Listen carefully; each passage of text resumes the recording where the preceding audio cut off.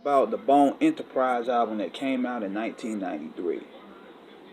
I was becoming a big fan of Bone.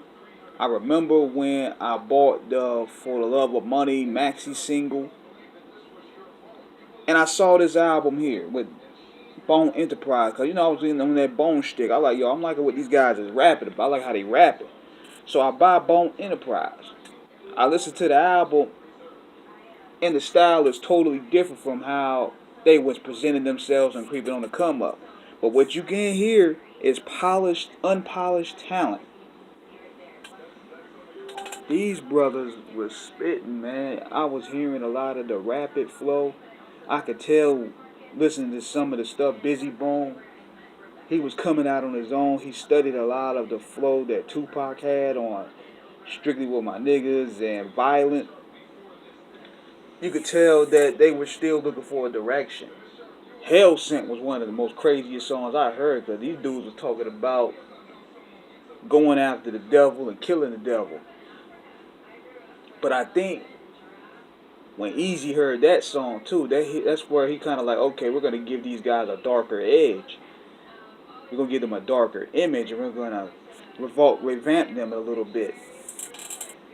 But listening to that album, you could hear the unpolished talent.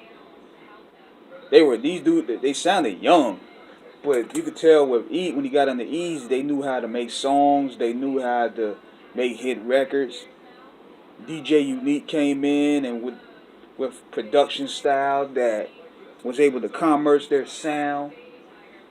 And I'm not gonna get into the whole ordeal on who started what flow and what flow started this, that, and the third, but it was just an interesting transition on how when you sign to a label, official label, and somebody who knew how to make hit records, how they could pretty much revamp your style. Because you listen to that Bone joint from 91, 92, 93, which would be Bone Enterprise, and you listen to Creeping on the Come Up, it sound like two different artists.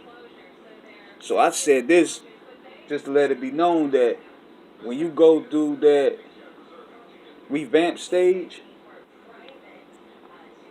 those hit records can start coming. You start feeling your flow. You start establishing your sound. And off to the horses they went.